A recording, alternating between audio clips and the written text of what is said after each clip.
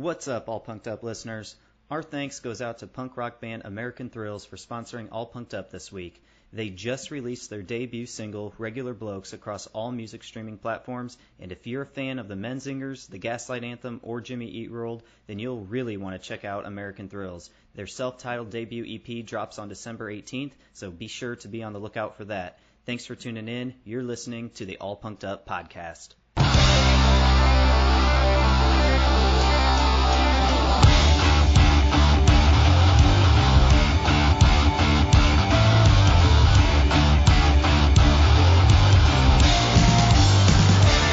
What is up, everybody? Bailey and I are here with another episode of the All Punked Up podcast. I am your host, Tyler Winters.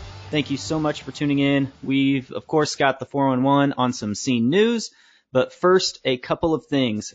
I have to mention, if you like our show, it would really help us out and mean a lot if you could share it across your social media channels.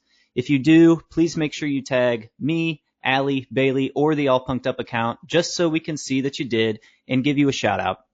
It really does help in getting the word out about this podcast, and if we could reach more people just like you, not only would we be extremely grateful, but it would also allow our independent show to grow, and that is ultimately our goal. And one more thing, I have to mention, the All Punked Up site might be changing soon. I've got some ideas of a new direction for the site. I'm not ready to necessarily reveal those just yet, but if you've been a follower of the new site and enjoy what we put out there, I highly recommend you go sign up for our weekly scene update newsletter. If you aren't already signed up, you can do so at allpunkedup.com/subscribe. Trust me, you'll want to sign up so you do not get left behind. Again, you can sign up at allpunkedup.com/subscribe. So, with that said, we are recording this episode at 8:30 p.m. Central Time on Thursday, November 19th. Let's get to our weekly check-ins. Co-hosting with me today is Bailey. Bailey, what's up, man? I'm good, man. How are you? I'm good. We got 7 days till a big holiday, and I don't know about you, but I need more time with my family.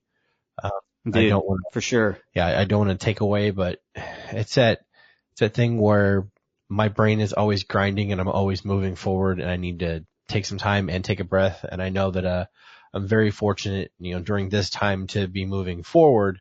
But I've, as we both have always had that entrepreneurial spirit. It's just like, we got to go. But holidays are awesome because places close and people take more time away from each other, and it's rad because I just, I kind of want to do a lot of family time. I mean, it's like a mental vacation. It really recharges the brain. No, yeah, absolutely, man. I'm definitely looking forward to a little family time next Thursday. It'll be good. I mean, especially with everything that's going on right now, if you're doing it right, you're staying home, you're, social distancing and whatnot, but that also means that you're staying away from, extended family that maybe you normally see on a regular basis and whatnot. So yeah, the holidays are big for me and my family. So I'm definitely looking forward to that. I also know, and we talked about it before the show, especially with Allie. Allie's not with us on this episode today, but we realized that the holidays can be rough for some people, and Allie did, although Allie is not able to make this episode, she did have some encouraging words to say to people who may find it difficult during the holiday season. So we'll go ahead and play what Allie had to say. Hi everybody, it is Allie from the All Punked Up podcast. I hope you are doing well today or tonight, whenever you're listening to this episode. So fun fact, I'm not actually in this episode, but that's okay because Tyler and Bailey have a great conversation full of interesting news stories planned ahead, and you should definitely stay tuned to hear what they have to say about this week's news. But I'm currently right now in my sister's house in Texas. And I just wanted to come on and say that right now the holidays are a very tense time for everyone. Some of us have been cooped up with our families for way too long at this point, and others are still so far away from their loved ones. Many people this time of year experience depression and intense loneliness or anxiety. And I'll admit, the holidays and the concept of traveling has made me quite anxious too. But despite that, however you're celebrating, just know that we at All Punked Up love you and wish the best for you this Thanksgiving. Wash your hands, wear a mask, and remember that we're still all in this together. Yes, I know that's a high school musical reference, but I mean it. So, have a good one, guys. Please stay tuned for the rest of the episode, and I'll catch y'all next week after the holidays. Bye. No, she's got a point. She's got such a big heart, and she shared with us a lot of it, before, and saying, "Hey, should I do this?" And we're like, not only should it be done, but it should come from you, because it's just not going to be as impactful if it comes from one of us. And we really want to be transparent, and we want you to know exactly how we feel about people, and it's kind of part of going along for the ride. And I, for one, am really excited that we have this opportunity, because I guarantee there are people that are bummed and they're lonely and they need things to hold on to. And we've all been there, and now we get to be there for other people. And that's rad. I mean, it's one of the most rewarding things I've ever been a part of, is that we can all hang out digitally. And, as long as, I hope that I make enough money in my lifetime to pay the hosting fees after I die. I really enjoy being able to be with people digitally, and it's really important to me. No, I totally agree. Being with people digitally nowadays, now it's like a norm. So no, it is. I always used to say it. Some people thought it was weird. It's like, if I get to do these things or go to these events and go to these places, like, I'm taking you with me digitally, because I know that I won't be able to do this forever. One, and two, I've been in the situations of only having a 15-minute break to check on something, or only having a 15-minute break to even watch a YouTube video. And if I'm making any kind of content, first of all, it doesn't matter if no one else listens. I'm not that self-serving where I just want to hear the sound of my own voice, but it's exciting to be able to have these interactions, and yeah, it warrants more people to come out like, hey, I want to be a part of that. And, it's never a good time to go through tough times, but we couldn't be living in a better time you can Zoom on any Android or any Apple phone, and, everybody's just a click away. So that's really exciting. it really is. All right, Bailey, I think we can go ahead and dive right into the Scene 411. So I don't know if you heard about what's going on with Trapt or not. We all know the band Trapt is somewhere else right now. Is this the announcement where they are the official band for all the Taco Bell commercials? Is that what this is about? No. Okay. This is not. I what thought they were making about. a comeback, and they were going to be like just part of this huge marketing campaign for somebody like KFC or Taco Bell, or Oh my gosh. Well, based on their track record over the last few months, I don't think any big brand is going to want to work with Trapt. So here's the new thing. So we talked about Trapt a couple months ago, about them being sued for not paying a videographer or a graphic designer for their work on one of their albums and one of their music videos. Well, now they are the ones doing the suing. So Trapt is now threatening a lawsuit against Facebook. Why are they suing Facebook, you ask?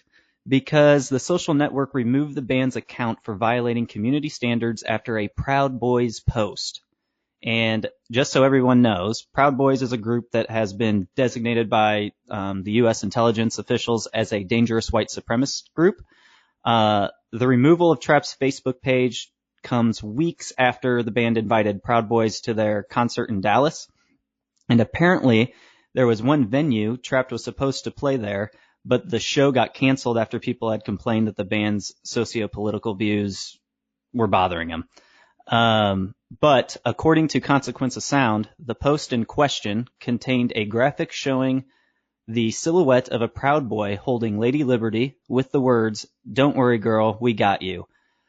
Also, the front man added the Proud Boys saying PYOB, which means proud of you, boy, at the end of that. So after finding out their account had been deleted, Trapt frontman Chris Taylor Brown took to Twitter to say he was suing Facebook. And actually, it looks like the band's Facebook page is suspended for only 30 days, not necessarily deleted.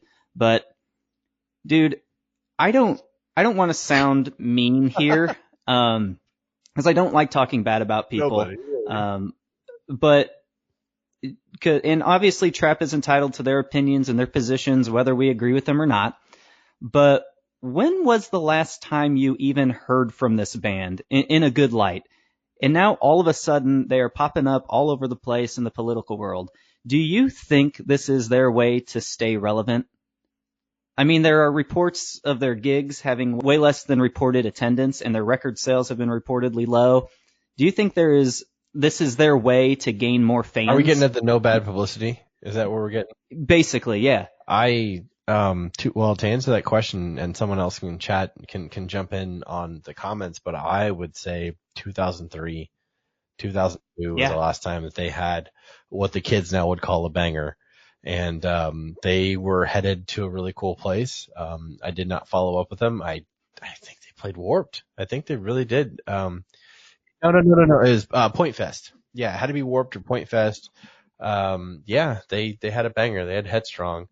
But I think it's, extremely opportunistic if they are doing it, and, there's no way to come back from it if they are supporting a group that has ties to white supremacy. And, I mean, it's almost this militia movement that tried to take over, was it Milwaukee or was it Michigan? They tried to kidnap the mayor. Like, that's the type of mindset these people have.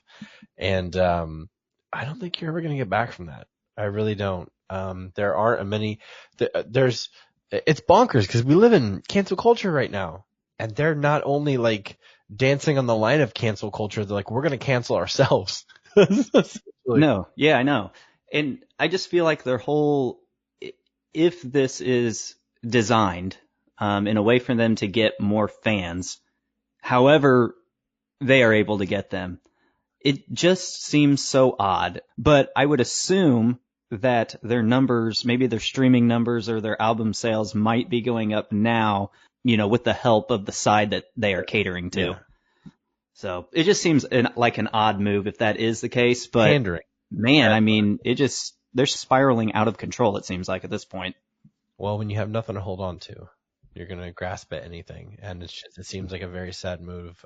Integrity is what we're looking for. We're really looking for somebody to stand up. And I hate to go back to Ronnie Winter, but I don't care what that dude does. He could stop playing music forever, and he could just be him, because that's someone that you want to believe in. That's someone that you want to spend time with. And you're like, oh, you're an artist? Like, you would get to know that person. Oh, he's a great person. And then you find out they're a phenomenal artist, and you're like, oh God, I love that person even more.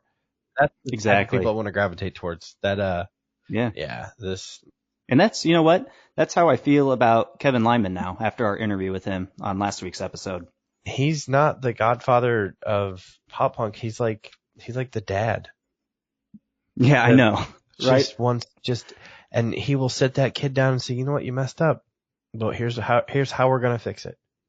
Unless it's murder or, something, that you can't come back from. But that was all that I got from that interview. It's just all warm fuzzies. And I did everything I could to let everyone talk, because I just want to soak up the moment. I mean, I don't know if that's ever going to happen again, and it doesn't have to, because I got to know this person that just has had an amazing journey and still has gas left in the tank.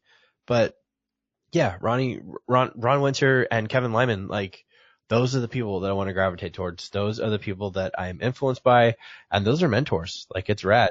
Yeah. Everybody else is just kind of grasping at straws, and it's just no thank you.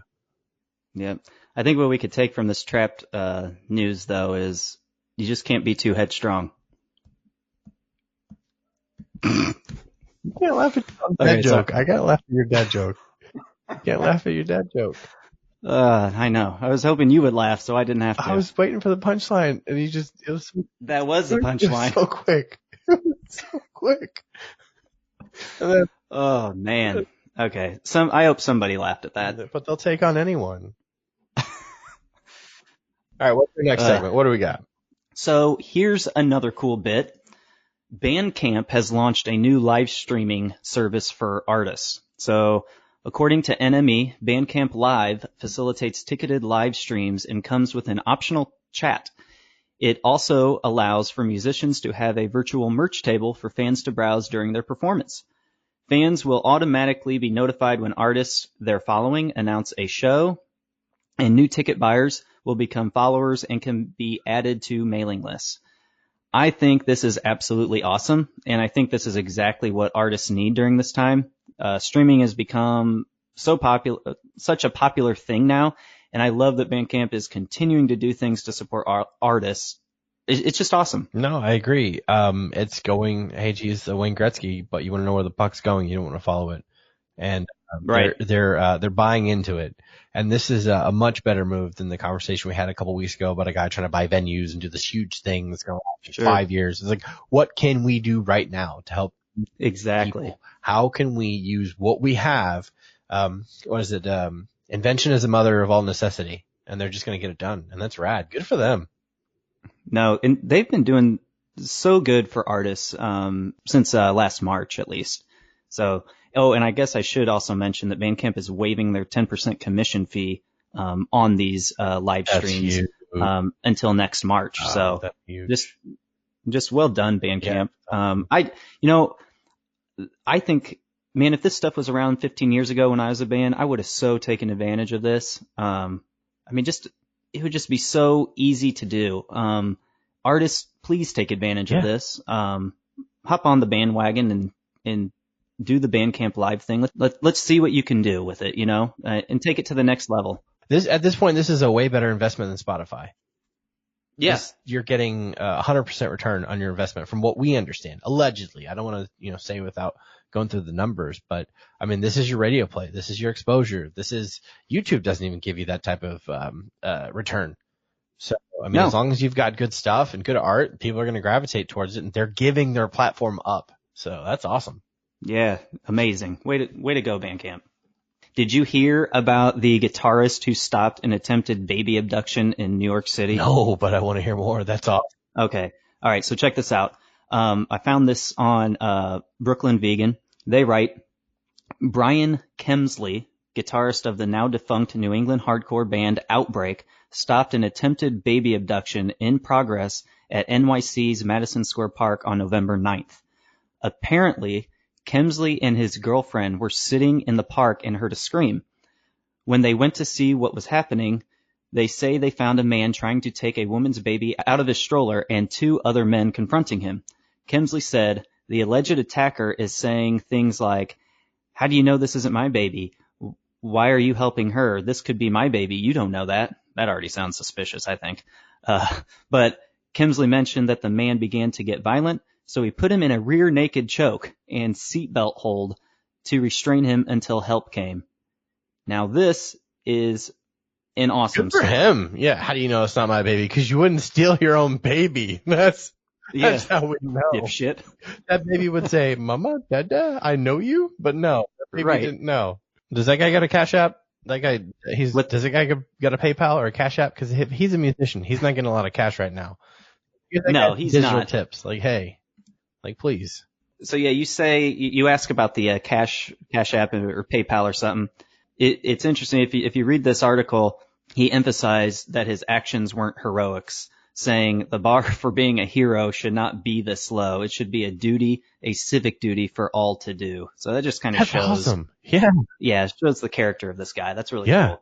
Definitely like to spread a little good news when we can. Yeah. So I don't know if you guys caught it. I know it's dumb to recommend a podcast on a podcast, but Halsey was on Dak Shepard this week, and it's absolutely beautiful to hear someone that, from a media standpoint, is at the height of their success, but they have a level head.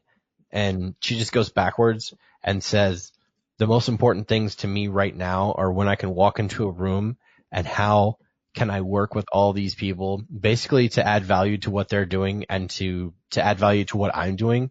She's like, and she's real candid. She's like, at one point, the most important thing was I could screw every person in this room if I wanted to. And a lot of that had to do with some insecurity as a teen and stuff like that. So it's rad to know that just because these people are portrayed one way does not mean that that's exactly who they are. And I love it when you get to go down the rabbit hole of, she's like, I had buck teeth and I had crazy hair and I'm a mixed child and I had all of these challenges, but the only thing that you see is the final product. And I mean, everybody is going to live to excess if they get the opportunity.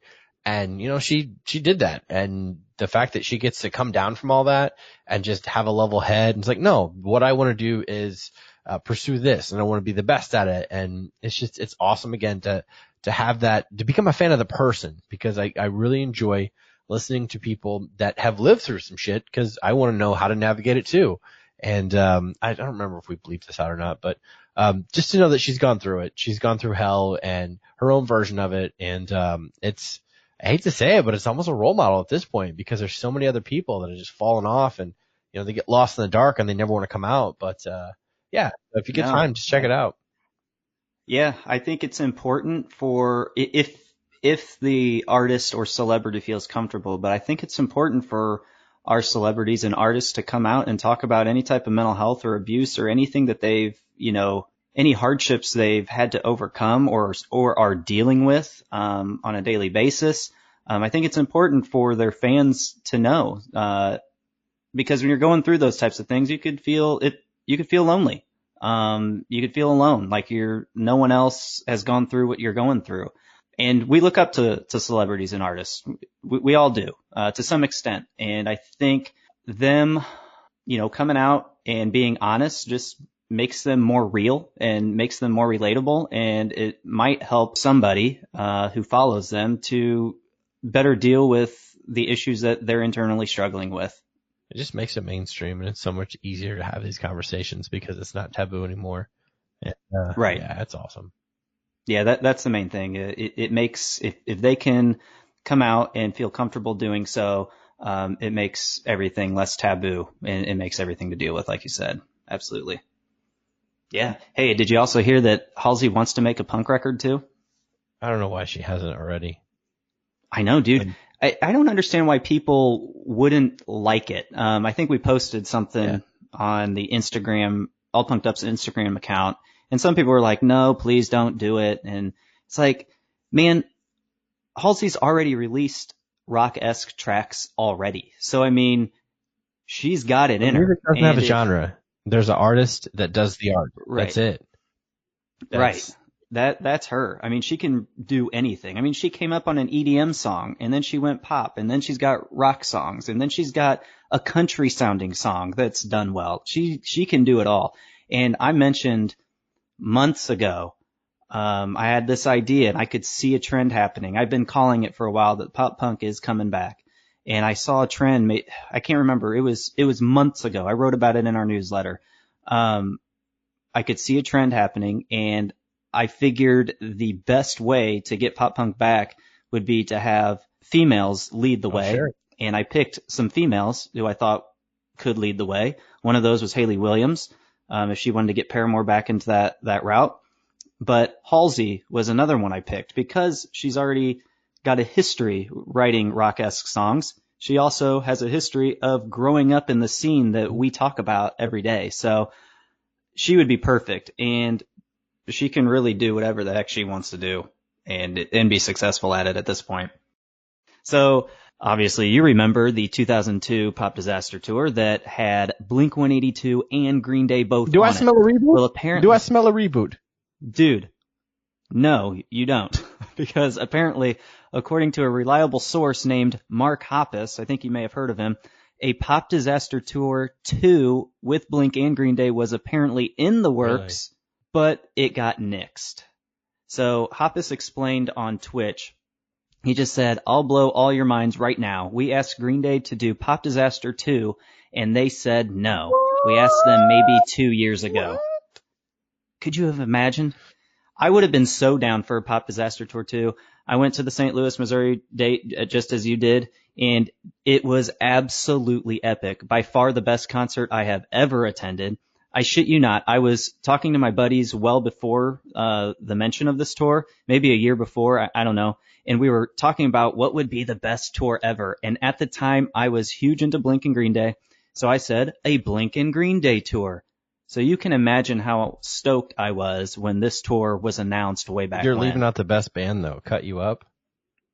Cut You Up. We saw Cut You Up. They were on that that entrance stage, Those right? kids were a dumpster fire. They were somewhere at an Arby's. There's a dude saying, "I opened up for Blink and Green Day in 2003."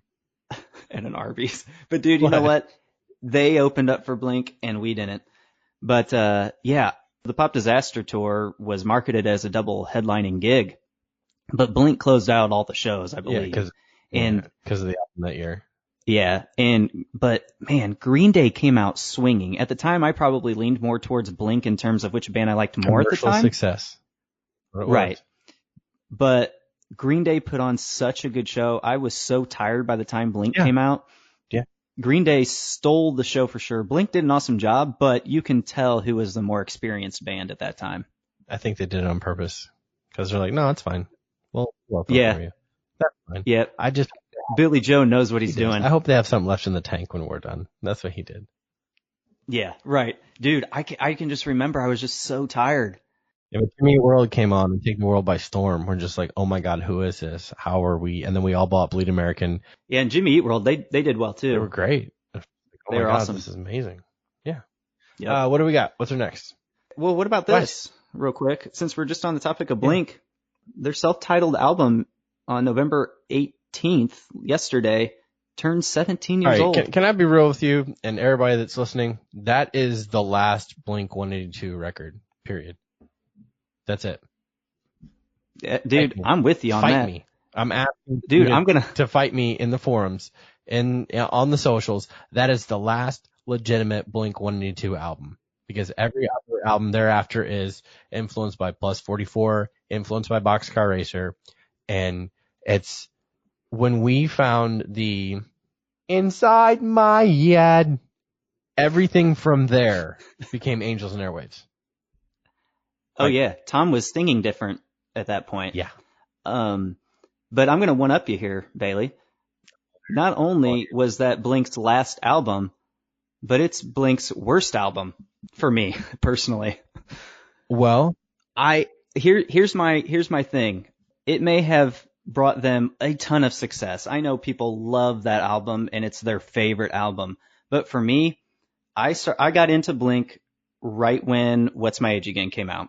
So Enema of the State, great album. For me, that's their best album. Then we have Take Off Your Pants and Jacket. So Enema of the State and Take Off Your Pants and Jacket were essentially the exact same sound. Essentially. I mean, they have their differences, but it's essentially the exact same sound. So that's the type of sound I'm in love with when it comes to Blink. And I also loved their past records. you didn't like Dude Ranch?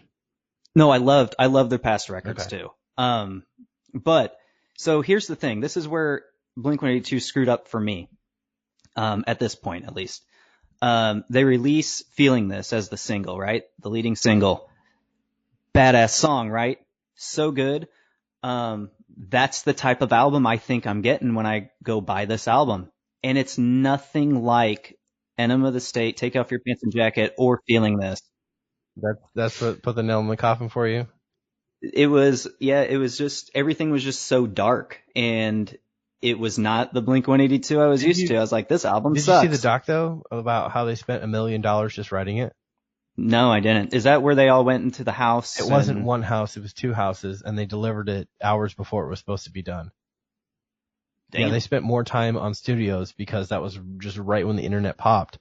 They were all, and this is a rock star thing to do. There were all three were in 3 different locations in California. Or forgive me, one was in Florida, 2 were in 2 separate offices in California to mix the record over the phone. Man, I can't imagine writing an album like that. No, just to mix it. Like, to write it, they didn't have any of the songs written, and it cost either like $1 million or $3 million or something. But yeah, that was the most. It took the longest to record because they had nothing. They went into the studio and they try 100 guitars in a day. But there's a beautiful making the album Hoppus actually did on Twitch. It's like an hour long, and if you're a fan like I am, you'll just watch the whole thing and you're like, why isn't there more? But he breaks it down, every single thing, how long the album took, what they were doing. That's cool. As far as the worst album, the thing that really hurts is they all want different things and they're all trying different things. Mm-hmm. And it's all those different influences. And I will say, I think that a handful of them held back for their own side projects, and that's why that one wasn't so impactful. I can Yeah. remember opening up the CD saying, like, the last thing I got, because they were pushing this like, I mean, nobody's before their time. Everybody else has already done something, but they were on that bubble of like Save the Day, where you could sing like these super emo lyrics and just like hide it under a good melody. And Sure. but just like the last thing I heard was just this What Went Wrong, like that hit me really, really hard. And to go from that to this Always, like, to me, it fell flat. The video is gorgeous, don't get me wrong, I love it. But yeah, and then that was also the change between the Strat and the Gibson, and that was Travis really wanting to experiment on drums, and I don't think anybody was driving. I'm not trying to be rude, but I just don't think anybody was driving. I think they're like, well, we've made it this far, let's get these done. And I hate to say it, but I didn't know before this like how much of a fan I was of Mark, and he just seems like a director. And you know, he's got these visions, and if he's in the driver's seat, he can just say, hey, this is how it's going to work. Because I mean, Plus 44 had a great record. Oh, absolutely. That was just him and Travis. Right. So, and don't get me wrong, like, I was a huge fan of Angels and Airwaves and this whole like anthemic U2 style, melodic, you know, I was a fan of that. But no, I 100% agree. I almost had the same problem with Newfound Glory until the last like couple records, like Not Without a Fight and things like that. Like, I don't want to say they fell off, but there was a video just came in the feed, and this is kind of in the same vein. It was they had the Coming Home record. Did you ever hear Coming Home? Yep. If you look at any of the branding, it's all like Hollister, and it's all like just these, it's all commercial, and it's not only commercial clothes, but it's like commercial sound. And for me, it's not going to get any better than Nothing Gold Can Stay. Right. I love Sticks and Stones, but that was our bubble of the TRL pop punk, and like, how did we get here? And we're taking over this thing. But Newfound Glory definitely held their own, man. I mean, they circle right back around. And yeah, that's hilarious that we both feel the same way about that Blink record, because I really wanted, you know, Cheshire Cat. I really wanted Dude Ranch. I didn't realize these hardcore fans when I was young, because I didn't get into them until I was like 17, whatever, on the bubble to go to that concert, because I heard Enema of the State, and like after that I went backwards, and I was so excited of all these raw, nasty, like guitar sounds. And I mean, Hoppus is a really cool thing of like, they spent more time with the skits in between songs. Oh yeah. In recording the actual songs. And I don't know, man, like A New Hope, Apple Shampoo, like I love those raw Eminem. Absolutely. I love those raw sounds. But you know, it just got more and more, this is what we want you to do, what we want you to do. And then it's just bonkers that you give them creative freedom, then we get Plus 44. You give them creative freedom, we get the Transplants. You give them creative freedom, we get Boxcar Racer. Yeah. All those Boxcar Racer songs could have been on that Blink album. But no. Easily. Yeah. Easily. Yeah. I mean, if Hoppus is singing for Simple Plan, then we can do anything that we want to do. But no, I agree. I think this is a really nice nostalgia vehicle in order to land this. I think it's a really nice nostalgia direction is what I'm trying to say. Cause coming up, man, it's gonna be tough for a lot of people. And I mean, it's already tough, but holidays are bonkers. And you know, we gotta put the suicide prevention hotline out there. We've got to put all kinds of stuff to where, like, not only like are we there digitally with you, but we've also been in some situations where all we have is who we are. And I really want to put that message out. I mean, I personally have put my own self just from ignorance into some really sketchy situations.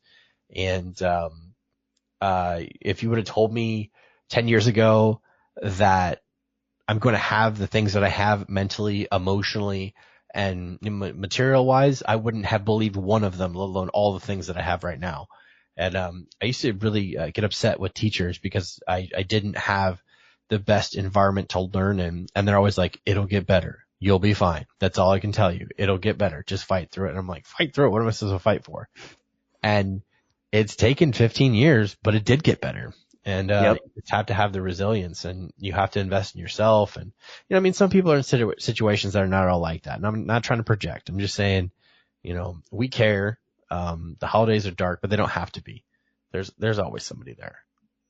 Yep. And hopefully, what I'd like to do with this podcast, and Bailey, you just said it perfectly. Let me just add, that was great. I really do hope this podcast can be maybe even an escape for you. If you're going through something, this podcast is for you. And just know that All Punked Up is there for you. But with that, I think we can go ahead and close this out. Guys, thanks so much for hanging out with us today. You can help support this podcast by liking, subscribing, and following this channel. Tell your friends and spread the word. We're on all major podcast streaming platforms, so follow or subscribe there as well. So thanks again, and remember, spread love. Peace. Love you. Bye.